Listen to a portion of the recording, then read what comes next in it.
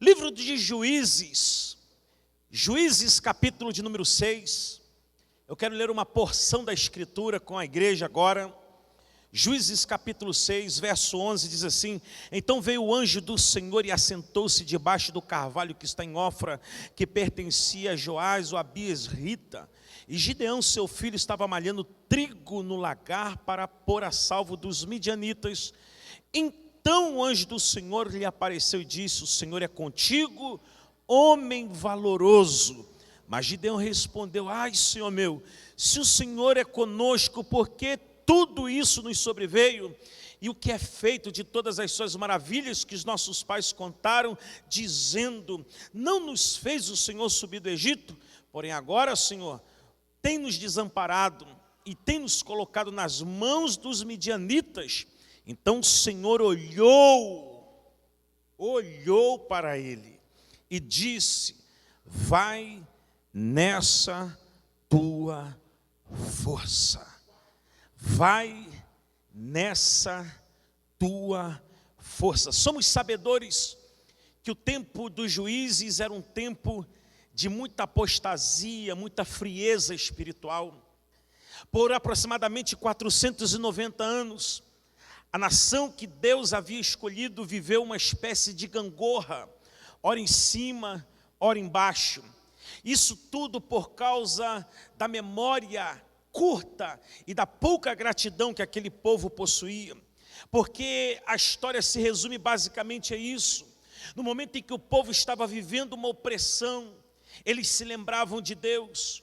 Quando eles se lembravam de Deus, Deus os abençoava. E no momento que Deus os abençoava, eles prosperavam, cresciam e se fortaleciam. Mas agora que eles cresceram e estão prósperos, se esqueciam de Deus. Esquecendo-se de Deus, Deus retirava as mãos de sobre eles. Os inimigos voltavam a prevalecer. Então assim o povo estava vivendo. Ora em cima, ora embaixo. Ora forte, ora fraco. Ora vivendo prosperidade, ora vivendo escassez. Mas agora, nos dias de Gideão, os midianitas haviam oprimido o povo de uma maneira tão absurda, que o texto chega a dizer que eles estavam vivendo em covas, em fortificações e em cavernas. Se nós formos traçar um paralelo daquilo que o povo de Deus estava vivendo por causa dos midianitas, para aquilo que hoje o planeta Terra está vivendo por causa do Covid, nós poderíamos dizer que nos dias de Gideão, o povo estava vivendo uma espécie de quarentena. Não podia sair de casa, não podia trabalhar direito. O fruto e o resultado daquilo que eles estavam vivendo era um tempo de vergonha, era um tempo de opressão, era um tempo de muita sequidão. Não havia provisão suficiente sobre a mesa, não havia uma autoimagem, uma autoestima suficientemente curada e fortalecida. Porém, o texto sagrado vai dizer que no meio desse cenário caótico, havia um homem que tinha uma atitude diferente. Vou repetir: no meio do cenário caótico, um homem tem uma atitude diferente. Quem é ele? É Gideão, que nas suas mãos tem um pouco de trigo. Um pouco de trigo não era muito para sustentar uma família por muito tempo, mas era o suficiente para aquele momento. O que me chama a atenção é que o trigo é pouco, mas Gideão não despreza. Pastor Leandro, por que Gideão não despreza o pouco trigo que está nas mãos dele?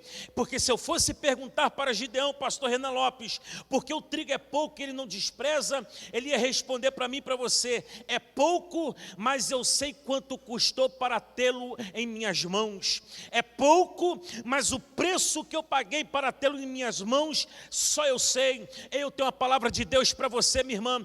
Tem muitas pessoas que não entendem por que a senhora dá tanto valor para esse casamento.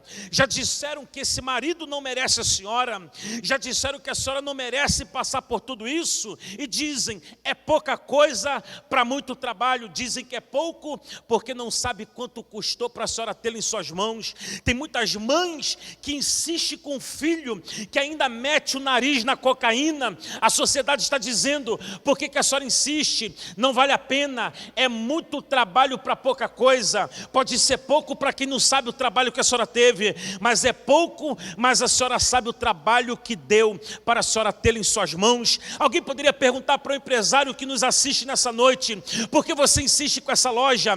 Por que você insiste com esse projeto? Por que você insiste com essa empresa? Eles dizem que não vale a pena porque acham que é pouco, mas você sabe que, embora sendo pouco, você sabe o trabalho que te deu para ter esse pouco em suas mãos. Alguém poderia dizer para um pastor, por que você insiste com essa congregação? Não tem quase ninguém, os músicos não aparecem, você tem que tocar, você tem que pregar, você tira oferta, você limpa, você evangeliza. Não vale a pena, é muito trabalho para pouca coisa. Mas você sabe, campeão, que é pouco, mas deu muito trabalho para você ter em suas mãos. Gideão tem um pouco de trigo nas mãos, mas ele não despreza o pouco, e agora esse pouco que ele valoriza chama a atenção de Deus, porque Deus gosta de gente que não despreza nem o pouco e nem o pequeno. Eu vou repetir, Deus gosta de gente que não despreza nem o pouco, nem o pequeno. Por que, pastor? Porque todas as vezes que Deus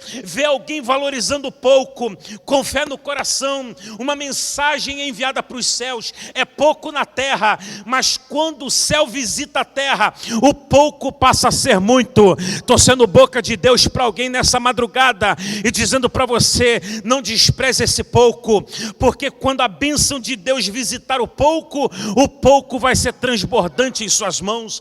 Deus aparece para Gideão e ele agora está dizendo, quem sou eu? Quem sou eu? Eu sou o menor, a minha família é menor. Quem sou eu? Sabe por quê? Porque as lutas embaçam a visão. Vou repetir, as lutas embaçam a visão. Quando uma pessoa está passando por uma tribulação, por um longo tempo, é muito normal que a sua visão fique embaçada. Pastor, embaça por quê?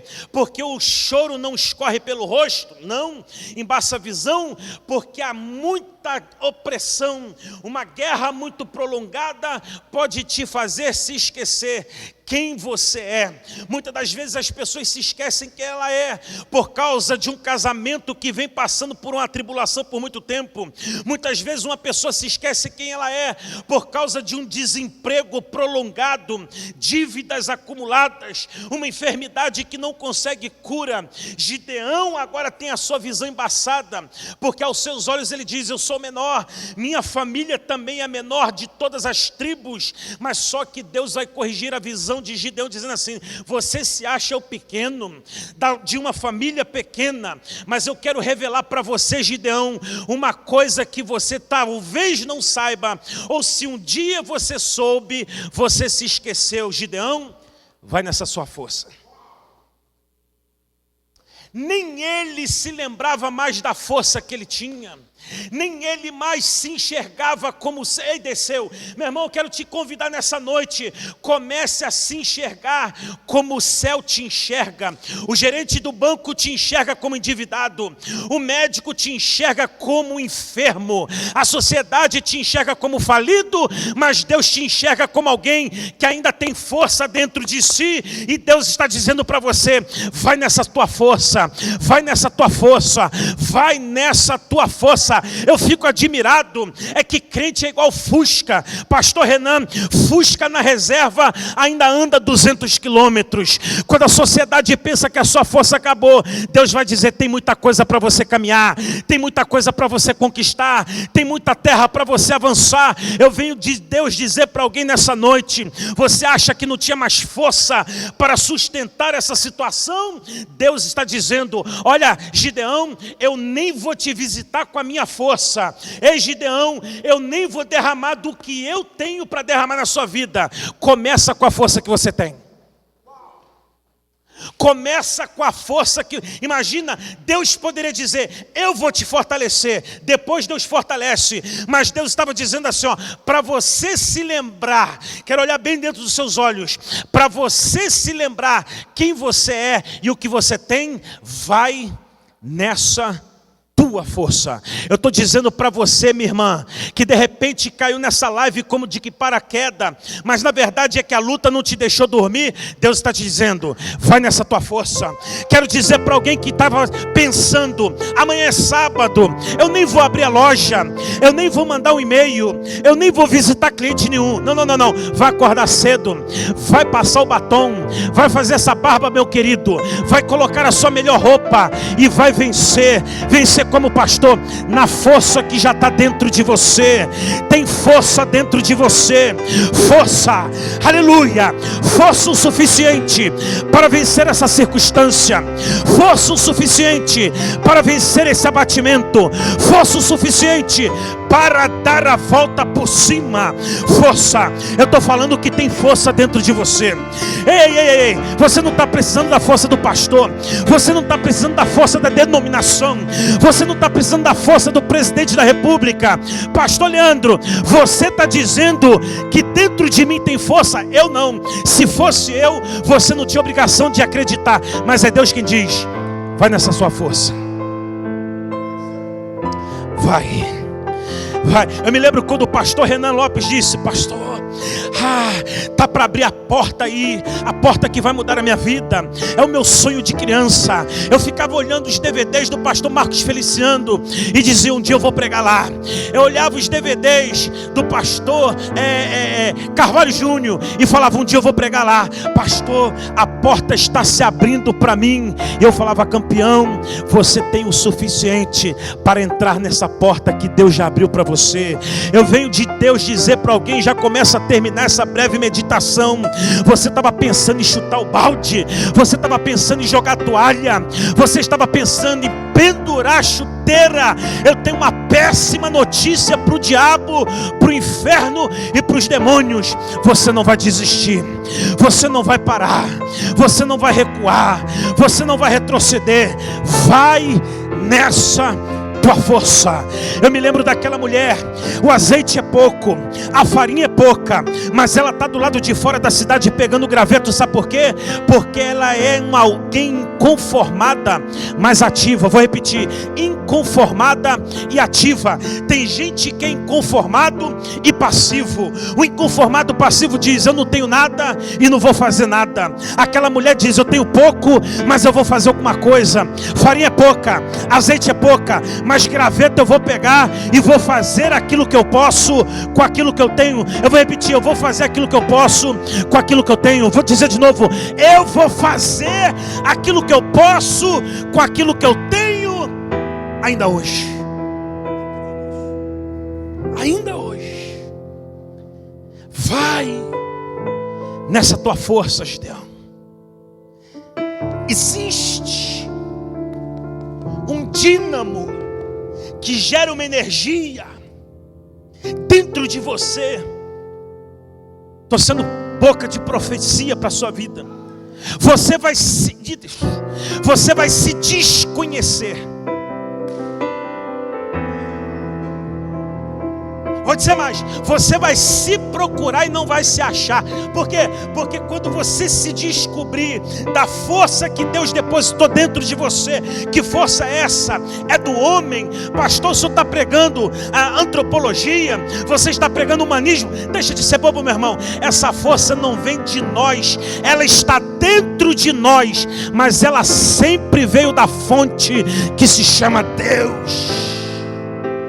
Pelo fato de estar dentro de mim, não significa que vem de mim. Está dentro de mim, mas veio do céu. E quando ele entende isso, ele fala assim, então tá bom. É Deus que está falando com ele. E Gideão diz assim, então tudo bem, eu creio, mas eu quero um sinal.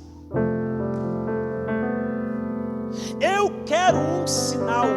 Meu irmão, se você nunca pediu um sinal a Deus, você está perdendo uma oportunidade. Porque Deus gosta de dar sinal para fiel. Quero um sinal. Aí olha a ousadia de Gideão. Fica aqui. Como que alguém fala para Deus, fica aqui que eu vou ali? Eu falo para o Renan, fica aqui. Eu falo para o Douglas, fica aqui. Eu falo para o Mateus, fica aqui. Agora alguém vira para Deus e fala assim, fica aqui. que eu vou ali e Deus obedece. Agora, por que Deus obedece? Porque Gideão disse assim, ó, fica aqui, eu vou ali preparar uma oferta. Eu vou ali preparar um presente. E aí Deus tem um negócio, meu irmão. Quando você pede um sinal e você sela esse sinal com a generosidade de uma semente, Deus fala assim, quero ver se a semente vai ser compatível com o sinal que ele precisa. Por quê? Tem gente que pede o sinal do tamanho do Everest, mas quer semear grão de milho. A semente precisa ser compatível ao sinal que eu preciso. Se o sinal é grande, a semente precisa ser grande. Gideão vai, Gideão volta, põe a oferta sobre a pedra, e diz o texto, e o anjo tocou com o cajado, e o fogo consumiu. Deus recebeu. E a partir dali ele vai ter a maior vitória. Um homem com um exército de 300 vencer um exército de mais de 130 mil. Eu não sei qual é o enfrentamento que você está passando hoje. Eu não sei qual é o enfrentamento que você está passando por esses dias.